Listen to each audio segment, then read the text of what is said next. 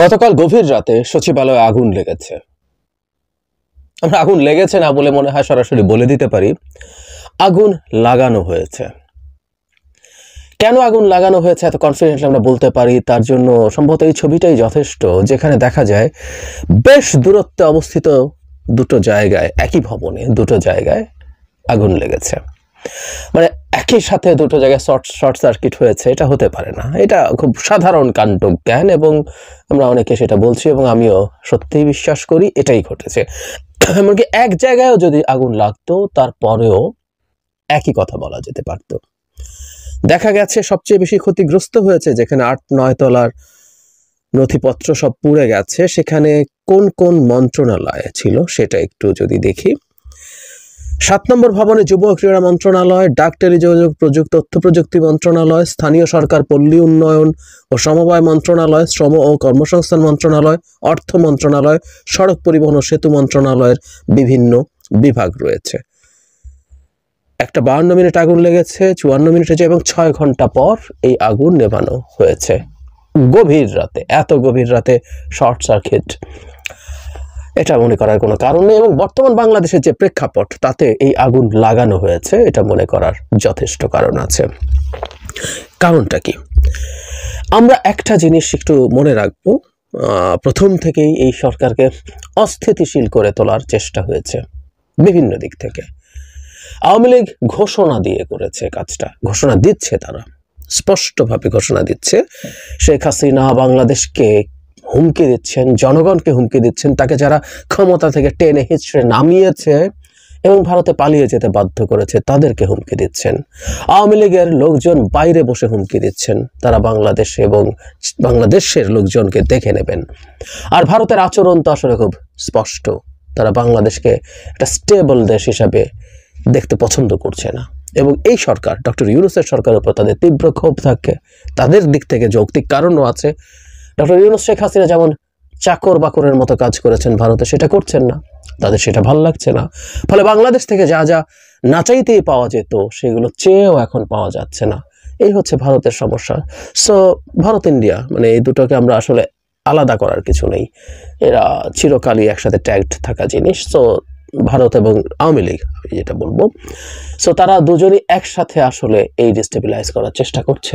এবং অনেক কিছু আছে যেগুলো আসলে তাদের বিপক্ষে এখন যাচ্ছে। কারণগুলো আমরা যদি একটা একটা করে বলি, শেখ হাসিনাকে ফেরত চাওয়া হয়েছে, এটা একটা খুব গুরুত্বপূর্ণ কারণ। কারণ অনেকে, আমি ভারতের মিডিয়াতেও দেখলাম, তারা একটু অবাকই হয়েছে যে শেখ হাসিনাকে শেষ পর্যন্ত সরকার চাইলো। তারা মনে করছিল সরকার চাইবে না, এবং সেটার একটা ইঙ্গিত ছিল। ফিনান্সিয়াল টাইমসকে একটা ইন্টারভিউতে, ব্রিটেনের পত্রিকা, ডক্টর ইউনূস বলেছিলেন যে শেখ হাসিনার বিচার শেষ হয়ে তার সাজা হওয়ার পর চাওয়া হবে, কিন্তু না, বিচারিক প্রক্রিয়া শুরুর সাথে সাথেই তদন্তের সময়ই তাকে চাওয়া হচ্ছে।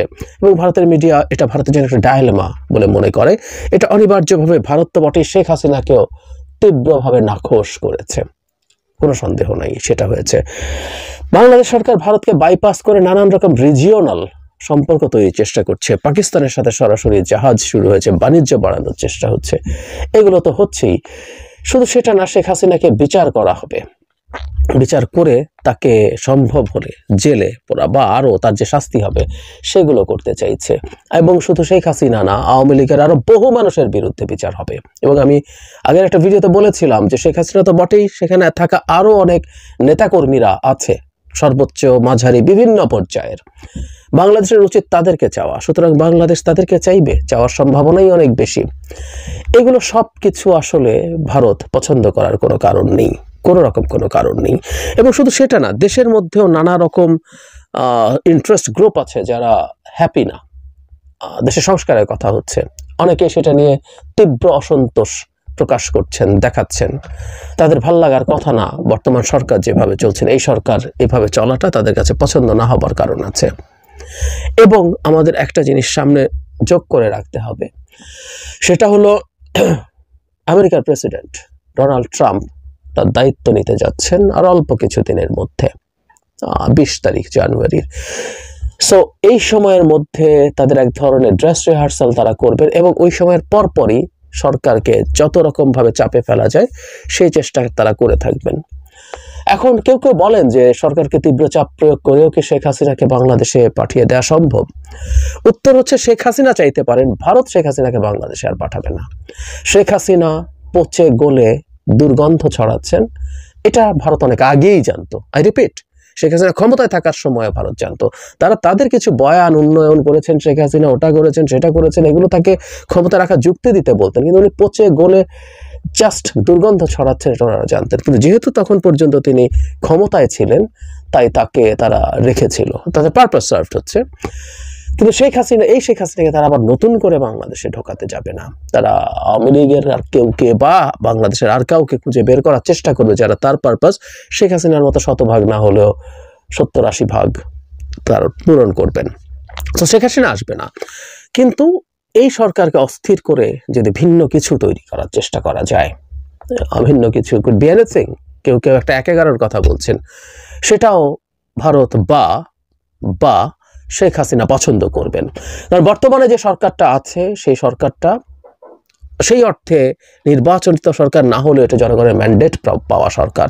এই সরকারকে বহু ক্ষেত্রেই জনগণের চাওয়াকে আমলে নিতে হচ্ছে। উনি চাইলেই অনেক কিছু করে ফেলতে পারছে না, কিন্তু 1-11 মতো কিছু হয়ে যদি একজন ব্যক্তি ক্ষমতায় আসেন যিনি ভারত দ্বারা পেট্রোনাইজড, তার পক্ষে জনগণকে উপেক্ষা করে অনেক কিছু করা সম্ভব হয়ে উঠতে পারে।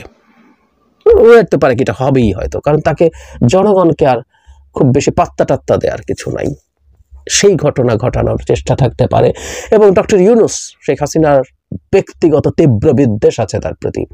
মানে শেখ হাসিনার কপালটাও এরকম, তার পতন তো হয়েছে, তার পতন আরো কয়েক গুণ, পতনের কষ্ট জ্বালা আরো কয়েক গুণ বেড়েছে উনি যখন দেখেছেন তার বলা সেই সুদখোর গরিবের রক্তচোষা, যাকে তিনি পদ্মা ব্রিজ থেকে উপর থেকে 2বার চুবিয়ে তুলতে চেয়েছিলেন, সেই ডক্টর ইউনূস তার স্থান নিয়েছে।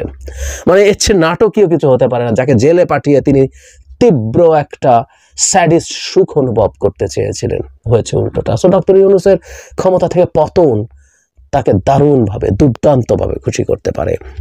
আর দেশের ভেতরে নানা জায়গায় নানা রকম অস্থিরতা তৈরি করে, কিছুদিন আগে সমন্বয়ক বা মুভমেন্টে যারা ছিল তাদের উপরে হামলা হয়েছে। অন্তত 1-2 ঘটনা হতে পারে যেগুলো শুধুমাত্র এই কারণেই তাদের উপরে হামলা করে পরিকল্পিতভাবে হত্যাও করা হয়েছে। এবং একই সাথে এখন এই ধরনের আগুন, আরো বিভিন্ন রকম অ্যানার্কি তৈরি করার চেষ্টা করা হতে পারে। সেই অ্যানার্কিগুলো তার দেশে থাকা, মানে বাংলাদেশে থাকা তার লোকজনকে কিছুটা হলেও সাহস যোগাতে পারে। এই সব কিছু মিলিয়ে আমরা আসলে একটা চ্যালেঞ্জিং অবস্থার দিকে যাচ্ছি। আমি যোগ করব, আবারও আজ সকালে এটা নিয়ে আমি ভিডিও দিয়েছি, প্রশাসনের আমলারা যেভাবে আচরণ করছেন এটাকেও ধর্তব্যের মধ্যে নিতে হবে, এই সরকারকে ডিস্টেবিলাইজ করার জন্য প্রকাশ্যে তারা তাদের চাকুরি বিধি ভঙ্গ করে, আইন ভঙ্গ করে এই ধরনের কাজ করছেন। সবকিছু যদি একত্র করি তাহলে আমরা সামনে একটা অস্থির সময় স্পষ্টভাবেই দেখতে পাচ্ছি। এমনিতেই প্রশাসনের কারণে সরকারের কর্মকাণ্ড ঠিকঠাক মতো চলছিল না, এতে কোনো সন্দেহ নেই। আমাদের পরিচিত লোকজন যারা আছেন, এই সরকারের মধ্যে যারা আছেন, তাদের কাছ থেকে আমরা শুনেছি যে তাদের কারণেই, প্রশাসনের কারণেই সরকার স্পিড পাচ্ছে না, সে তার যে গতিতে কাজ করতে চাইছে সেটা করতে পারছে না। তার সাথে এখন আরো নানান রকম কিছু যুক্ত হবে, এগুলো প্রত্যেকটা এই সরকারের উপরে চাপ তৈরি করবে। বটম লাইন হচ্ছে সতর্ক থাকা এবং ব্যবস্থা নেওয়া।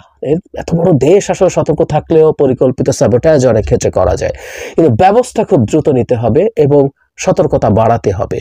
সচিবালয়ের এই আগুন পরিকল্পনা করে লাগানো হয়েছে। নথি পোড়ানো হয়তো একটা উদ্দেশ্য থাকতে পারে, এতে কিছু গুরুত্বপূর্ণ নথি পুড়ে গেছে, সেটা একটা দিক, কিন্তু এরকম একটা সুরক্ষিত জায়গায় পরিকল্পিতভাবে আগুন লাগানো গেছে, এটা একটা বার্তা সরকারের কাছে, সরকারের বাইরের কাছে। কারণ তারা এই 2 জায়গায় আগুন দিয়েছে আমি বিশ্বাস করি দেখানোর জন্য যে আমরা পরিকল্পনা করে আগুন দিয়েছি।